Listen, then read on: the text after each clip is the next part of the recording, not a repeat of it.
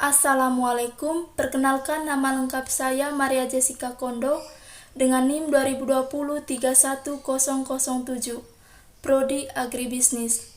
Pada video kali ini, saya akan mengerjakan UTS dari mata kuliah Ekonometrika. Di sini saya akan menjelaskan tentang uji multikolinearitas. Di sini ada beberapa pokok pembahasan. Yang pertama, pengertian uji multikolinearitas. Yang kedua, asumsi multikolinearitas. Yang ketiga, kapan uji multikolinearitas digunakan. Yang keempat, tujuan dari uji multikolinearitas. Yang kelima, uji multikolinearitas dengan SPSS. Yang keenam, cara baca uji multikolinearitas dengan SPSS. Dan yang ketujuh, deteksi multikolinearitas dengan nilai FIF dan toleransi dalam regresi. Yang pertama, saya akan menjelaskan tentang pengertian uji multikolinearitas. Uji multikolinearitas adalah uji yang dilakukan untuk memastikan apakah di dalam sebuah model regresi ada interkorelasi atau kolinearitas antara variabel bebas. Interkorelasi adalah hubungan yang linear atau hubungan yang kuat antara satu variabel bebas atau variabel prediktor dengan variabel prediktor lainnya di dalam sebuah model regresi. Interkorelasi itu dapat dilihat dengan nilai koefisien korelasi antara variabel bebas, nilai FIF dan toleransi, nilai eigenvalue dan condition index, serta nilai standar error koefisien beta atau koefisien regresi parsial. Yang berikut, asumsi multikolinearitas. Uji asumsi klasik multikolinearitas adalah korelasi linear yang sempurna atau akses di antara variabel penjelas yang dimasukkan ke dalam model. Uji multikolinearitas digunakan untuk mengetahui apakah di dalam model regresi terjadi hubungan linear yang sempurna atau mendekati sempurna di antara beberapa atau semua variabel bebas.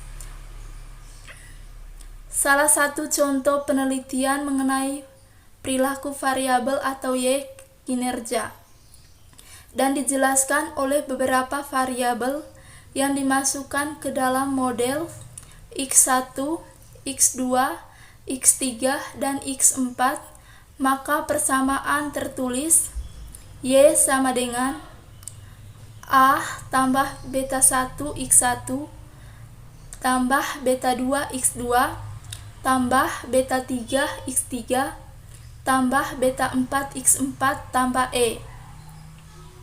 Kapan uji multikolinearitas digunakan? Uji multikolinearitas dilakukan untuk menguji apakah terdapat korelasi antara variabel bebas dalam model regresi. Tujuan dari uji multikolinearitas. Uji multikolinearitas bertujuan untuk menguji dan mengetahui apakah dalam suatu model regresi ditemukan adanya korelasi yang tinggi atau sempurna antara variabel independen.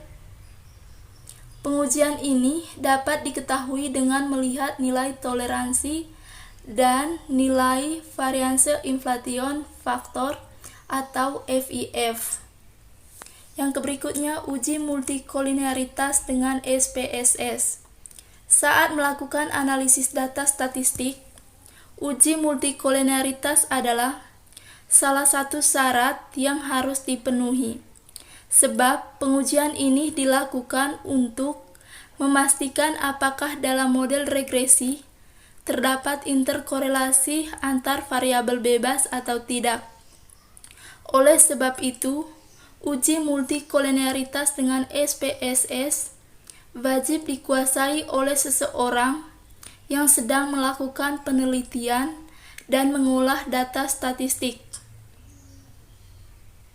Untuk melakukan uji multikolinearitas dengan SPSS, pastikan seluruh data sudah dimasukkan ke dalam variabel view dan data view. Ingat, variabel independen minimal 2, sedangkan variabel dependen minimal 1. Kalau sudah klik analis, pilih regression, lalu linear untuk memunculkan jendela linear regression. Yang berikutnya, cara baca uji multikolinearitas dengan SPSS. Saat melakukan analisis data statistik, uji multikolinearitas adalah salah satu syarat yang harus dipenuhi, sebab pengujian ini dilakukan untuk memastikan apakah dalam modul regresi terhadap interkorelasi antara variabel bebas atau tidak. Oleh sebab itu, uji multikolinearitas dengan SPSS wajib dikuasai oleh seseorang yang sedang melakukan penelitian dan mengelola data statistik. Untuk melakukan uji multikolinearitas dengan SPSS, pastikan seluruh data sudah dimasukkan ke dalam variabel view dan data. Ingat, variabel independen minimal 2, sedangkan variabel dependen minimal 1. Yang berikutnya saya akan menjelaskan tentang deteksi multikolinearitas dengan nilai FIF dan toleransi dalam regresi.